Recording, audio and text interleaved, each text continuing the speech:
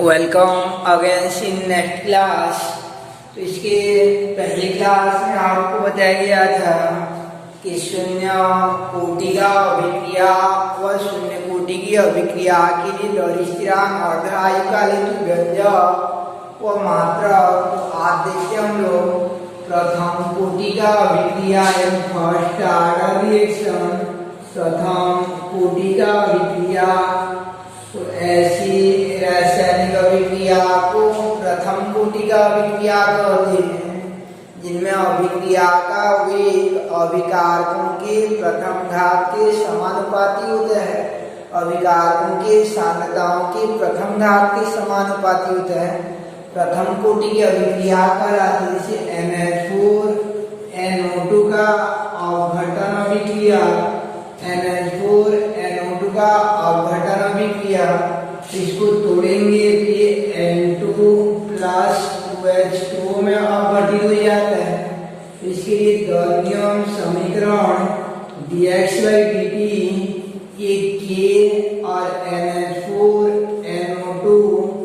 Whole power 1 means कोटि equal 1 हो जाता है, कोटि बराबर 1 हो जाता है। तो ऐसी अभिक्रियाओं को प्रथम कोटि का अभिक्रिया कहते हैं। कि रासायनिक अभिक्रियाएं जिनमें अभिक्रिया का वेग अभिकारकों के प्रथम घात के समानुपाती होता है, प्रथम कोटि का अभिक्रिया कहलाता है। एग्जाम्पल जैसे NH4NO2 का अपघटन अभिक्रिया एक प्रथम कोटि का अभिक्रिया है। प्रथम कोटि की अभिक्रिया का डेफिनेशन क्या हो जाएगा आपका कि वे रासायनिक अभिक्रियाएं जिनमें अभिक्रिया का वेग अभिकारक के प्रथम घात के अभिकारक की सांद्रता के प्रथम घात के समानुपाती होता है, प्रथम कोटि की अभिक्रिया कहलाता है। जैसे NH4NO2 का अपघटन अभिक्रिया की वे रासायनिक अभिक्रियाएं जिनमें अभिक्रिया का वेग अभिकारक के सांद्रता के प्रथम घात के समानुपाती होता है, प्रथम कोटि का अभिक्रिया कहलाता है। अब देखते हैं हम लोग प्रथम कोटि की अभिक्रिया के लिए दर स्थिरांक का व्यंजक। पहले परिभाषा एग्जाम्पल, उसके बाद तीसरा नंबर पर दर स्थिरांक का व्यंजक कि प्रथम कोटि की अभिक्रिया के लिए दर स्थिरांक का व्यंजक, दर स्थिरांक का डेरिवेशन निकालेंगे। तो व्यंजक के लिए पहले स्टेटमेंट लिखना पड़ता है। तो दर स्थिरांक का व्यंजक, दर स्थिरांक का व्यंजक, तो दर स्थिरांक के व्यंजक के लिए माना कि अभिक्रिया ऐसा हो रहा है, माना कि H प्रोडक्ट, यानी H प्रोडक्ट में प्रारंभ में ये A मोल है और ये 0 मोल है। T सेकेंड पश्चात इसका A-X मोल हो जाता है और ये X मोल बनता है T सेकेंड पश्चात प्रारंभ में और ये T सेकेंड बाद, T सेकेंड पश्चात। तो इस प्रकार से H2 प्रोडक्ट में माना कि H2 प्रोडक्ट में अभिकारक A की प्रारंभिक सांद्रता A मोल प्रति लीटर है, जिसका X मोल प्रति लीटर उत्पाद में कन्वर्ट हो जाता है। तब T सेकेंड पश्चात अभिकारक A का A-X मोल शेष रहेगा, यानी अभिकारक A का शेष मात्रा A-X मोल रहेगा। अभिकारक A का जो है शेष मात्रा A-X मोल रहता है। तो T सेकेंड पश्चात अभिक्रिया का वेग, तब प्रथम कोटि की अभिक्रिया, प्रथम कोटि की अभिक्रिया के परिभाषा से, प्रथम कोटि की अभिक्रिया के परिभाषा से अभिक्रिया का वेग dx/dt के समानुपाती होता है A-X होल पावर 1 के। कल जैसे शून्य कोटि का अभिक्रिया देखे थे, तो शून्य कोटि की अभिक्रिया में अभिक्रिया का वेग dx/dt समानुपाती था A-X होल पावर 0 के। तो यहाँ समानुपाती होता है आपका dx/dt समानुपाती A-X होल पावर 1 के। समानुपाती चिन्ह हटा दो, एक नियतांक लगता है dx/dt बराबर k, और a माइनस एक्स का एक का मान वही होता है, किसी घात एक रहेगा तो वही वैल्यू होता है। जहाँ k को प्रथम कोटि की अभिक्रिया अगर हम k बराबर प्रथम कोटि की अभिक्रिया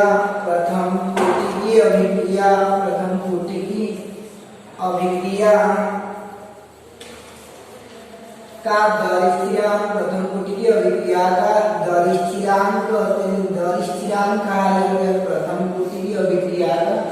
दर स्थिरांक कहते हैं। यहाँ पे शून्य कोटि के लिए k0 से दर्शाते थे और प्रथम कोटि के लिए ओनली k से दर्शाएंगे, तो dx/dt बराबर k into a minus x हो जाता है। अब k और dt को एक साइड रखते हैं, याद रखिएगा ना, तो यहाँ से मिल जाएगा आपको dt को राइट साइड लेके और a माइनस एक्स को लेफ्ट साइड, तो dx/a माइनस एक्स इक्वल है, dx को लेफ्ट साइड ले आते हैं k इंटू dt हो जाता है, यानी k इंटू dt।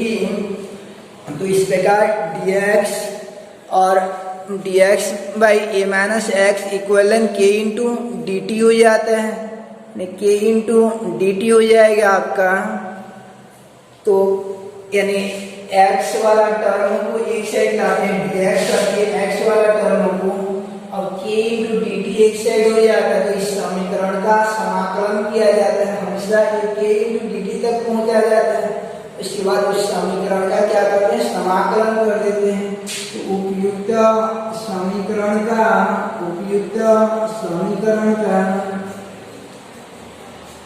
समाकलन करने पर, समीकरण का समाकलन करने पर आपको मिल जाएगा, समाकलन जैसे ही करते हैं तो integration dx by a minus x equal हो जाता है, इंटीग्रेशन k इंटू dt हो जाता है, k इंटू dt हो जाता है। और ये इंटीग्रेशन ये dx by a minus x का मीन्स रहता है आपका 1/a minus x into dx होता है, 1/x इंटू dx हो जाता है। तो इसका समाकलन का वैल्यू कितना आएगा उसको देखते हैं, यानी समाकलन का मान कितना आएगा, 1/1 माइनस एक्स इंटू dx, इसका समाकलन करेंगे कितना आएगा। तो याद रखिए ना कि अगर यहाँ पे केवल x होता तो 1/x का समाकलन जो है, 1/x का समाकलन log e रेज़ पर x होता है, 1/x का समाकलन log e रेज़ पर x होता है। और इंटीग्रेशन a माइनस एक्स का समाकलन करेंगे तो log e रेज़ पर a माइनस एक्स हो जाता है, log e रेज़ पर a माइनस एक्स हो जाता है। a माइनस एक्स का समाकलन करेंगे तो log e रेज़ पर a माइनस एक्स हो जाता है। साथ साथ याद रखना समाकलन और अवकलन में ये x का गुणांक जो है वो गुणांक के रूप में या भाग के रूप में हो जाता है। समाकलन में x का गुणांक जो रहता है वो भाग के रूप में हो जाता है, तो ये x का गुणांक ऋण 1 है, तो log e रेज़ पर x, log e रेज़ पर a minus x divided by -1 होगा। -1 क्यों होता है, क्योंकि वो x के सामने का चिन्ह माइनस चिन्ह है, रियल में ये ऐसा होता है, प्लस और माइनस x ऐसा करेंगे तो ये x का गुणांक जो है -1 है, इसलिए डिवाइडेड बाय 1 हो जाता है। तो समाकलन कुल मिलाकर याद रखिए, समाकलन dx यानी समाकलन 1/x इंटू dx इक्वल हो जाता है log e रेज़ पर a minus x, log e raise पर a minus x divided by -1, और k इंटू dt का समाकलन होता है आपका, k इंटू dt का समाकलन होता है, k और k बाहर निकल जाए क्योंकि समाकलन में नियतांक बाहर निकल जाता है, प्लस c, जो समाकलन में नियतांक c जोड़ा जाता है, जहाँ c को क्या कहते हैं, जहाँ c बराबर आपका समाकलन नियतांक, यानी c बराबर आपका समाकलन नियतांक कहा जाता है, c को समाकलन नियतांक कहते हैं। अब ये माइनस चिन्ह ऊपर तरफ ले जाएंगे तो माइनस log e रेज़ पर a माइनस एक्स इक्वल है KT प्लस C, इसको समीकरण 1 कर देते हैं, इक्वेशन 1 कर देते हैं और विशेष परिस्थिति के आधार पर यानी स्पेशल कंडीशन बेस पर समाकलन नियतांक C के वैल्यू को प्राप्त करते हैं। यानी स्पेशल कंडीशन बेस पर समाकलन नियतांक की मान को प्राप्त करेंगे। तो जब आपका समय t बराबर 0 होता है तो x बराबर क्या होता है, यानी t बराबर 0 तो x बराबर 0 हो जाता है, यानी t बराबर 0 तो x बराबर 0, देन इसलिए आपको मिल जाएगा माइनस लॉग ई बेस पर a और ये x का वैल्यू 0 है, a माइनस 0 बराबर k इंटू t का वैल्यू 0 है प्लस c, देन यहाँ से मिल जाएगा माइनस लॉग ई बेस पर a में 0 घटाएंगे तो a बराबर हो जाएगा ये आपका k गुणा 0 का वैल्यू 0 धन c मिस हो जाता है आपका c बराबर हो जाएगा माइनस लॉग ई बेस पर a, यानी c का वैल्यू होता है माइनस लॉग ई बेस पर a हो जाता है, माइनस लॉग ई बेस पर a हो जाता है, e आधारीय लघुगुणक पर a हो जाता है वैल्यू जो है। अब आगे इसी के वैल्यू को क्या करते हैं, समीकरण 1 में डाल देते हैं, c के इस मान को समीकरण 1 में डालने पर अतः c के इस मान को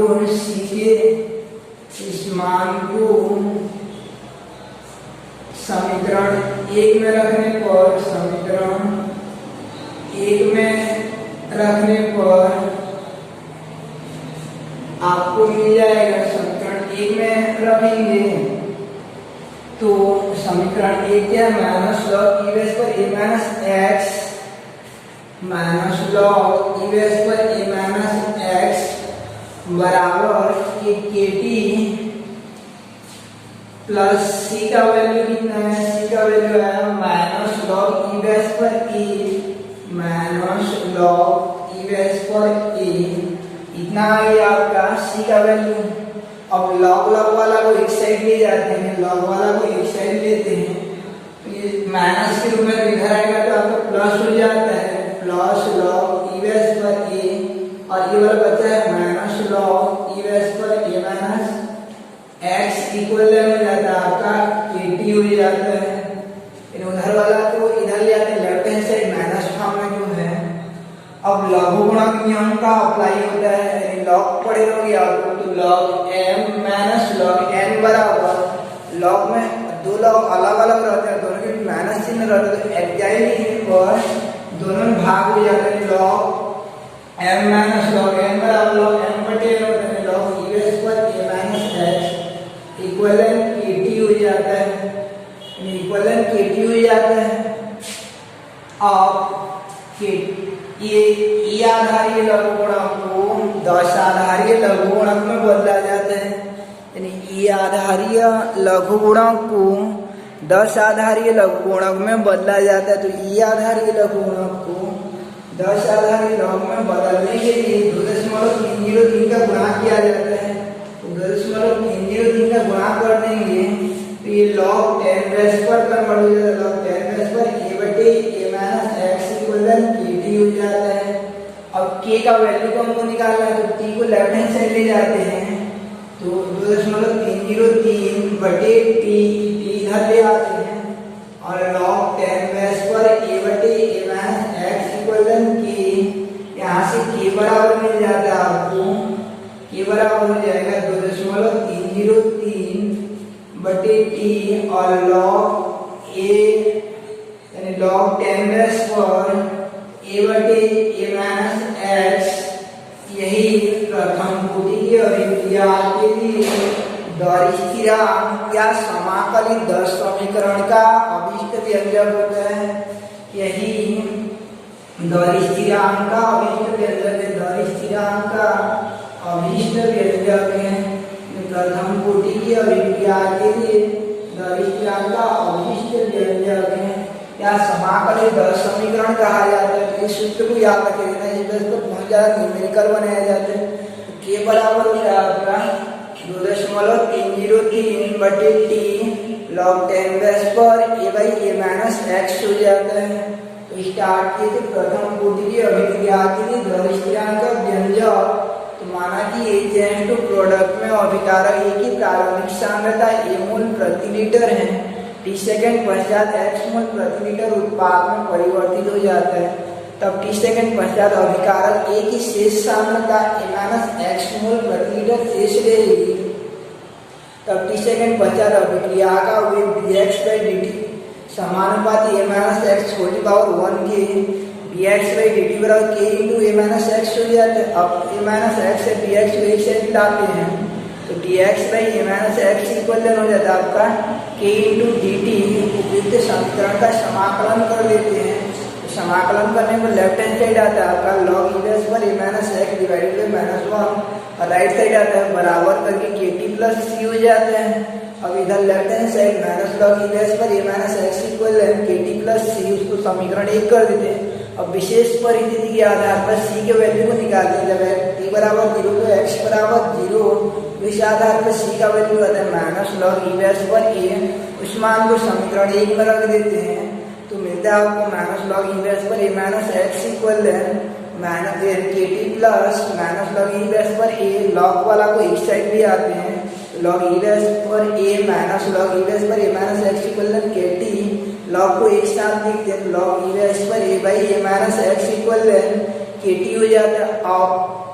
इनवर्स को टेन वर्स में कन्वर्ट कर देते हैं 2.303 लॉग टेन वर्स पर a by a minus x equal है kt हो जाता है। अब वहां से t को ट्रांसफर कर देंगे तो t बराबर हो जाएगा आपका k बराबर 2.303 बटे टी लॉग टेन वर्स पर a by a minus x. अब लास्ट में मिलता है आपको दर स्थिरांक k बराबर 2.303 बटे टी लॉग टेन वर्स पर a minus x a by a minus x. यही दर स्थिरांक का अभिष्ट व्यंजक होता है, यानी यही प्रथम कोटि की अभिक्रिया के दर स्थिरांक का अभिष्ट व्यंजक होता है। अब देखते हैं प्रथम कोटि की अभिक्रिया के लिए अर्धायुकाल का व्यंजक। प्रथम कोटि की अभिक्रिया के लिए हाफ लाइफ पीरियड अर्धायुकाल का क्या व्यंजक रहता है, तो अर्धायुकाल की व्यंजक के लिए ये दर स्थिरांक k से ही प्रारंभ करते हैं, आगे दर स्थिरांक k से ही प्रारंभ करते हैं। तो इसके यहाँ पे दर स्थिरांक का व्यंजक न लिखकर अर्धा आयुकाल का व्यंजक लिखते हैं, अर्धा आयुकाल का व्यंजक, अर्धा आयुकाल का व्यंजक। तो अगर लंबा क्वेश्चन देगा 5 नंबर का या 6 नंबर का रहेगा तो अर्धा आयुकाल के व्यंजक के लिए पहले दर स्थिरांक का व्यंजक को निकालना है और उसके बाद अर्धा आयुकाल का व्यंजक को निकालना है। यहाँ से आगे बढ़ते हैं और मान लीजिए 3 नंबर का प्रश्न रहेगा, कम नंबर का प्रश्न है, तो इस समय यानी स्टार्टिंग से बनाएंगे छोटा रूप में जो है। तो जैसे यहाँ का स्टेटमेंट सेम रहेगा एजेंट प्रोडक्ट और ए माइनस यानी ए जीरो और ए माइनस एक्स और एक्स। तो प्रथम कोटि की अभिक्रिया, प्रथम कोटि की अभिक्रिया, कोटि की अभिक्रिया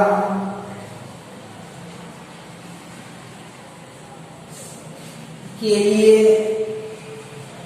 दर स्थिरांक, प्रथम कोटि की अभिक्रिया के लिए दर स्थिरांक के बराबर मिल जाता है आपको 2.303 बटे टी लॉग टेन बेस पर ए बाई ए माइनस एक्स हो जाता है, के बराबर इतना हो जाता है। अब मान लीजिए कम नंबर का प्रश्न तो डायरेक्ट इसको लिखेंगे और ज्यादा नंबर का है तो पहले इसका उत्पत्ति करेंगे, जैसे किए थे पहले। अब शर्त अप्लाई करते हैं अर्धा आयुकाल पर, अर्धा आयुकाल पर, अर्धा आयुकाल पर क्या होता है आपका कि जब t बराबर t हाफ हो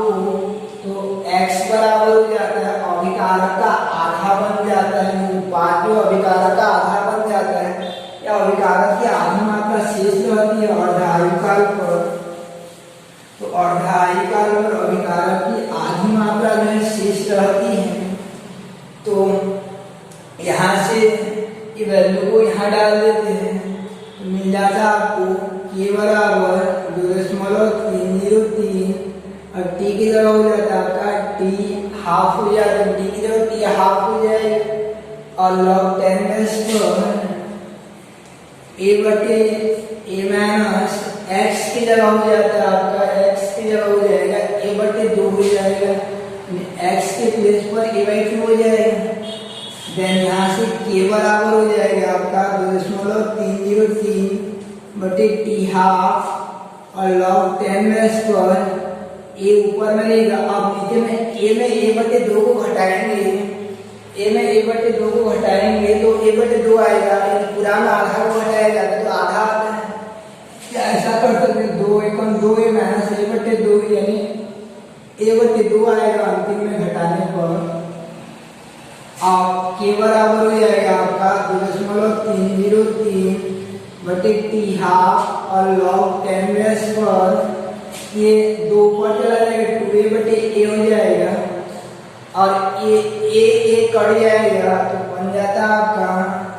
के बराबर 2.303 बटे टी हाफ और log 10 रेस पर ये कट जाएगा तो केवल 2 बचेगा log 10 रेस पर 2। अब आगे जो है log 10 रेस पर 2 का वैल्यू को याद रख लेना कि log 10 रेस पर 2 का वैल्यू जो है वो होता है आपका यानी ये हो जाएगा आपका 2.303 बटे टी हाफ और log 10 रेस पर 2 का वैल्यू आएगा 0.3010 होता है। इसको याद रख लेना log 10 रेस पर 2 इक्वल हो जाएगा 0.30 और 10 ये आता है।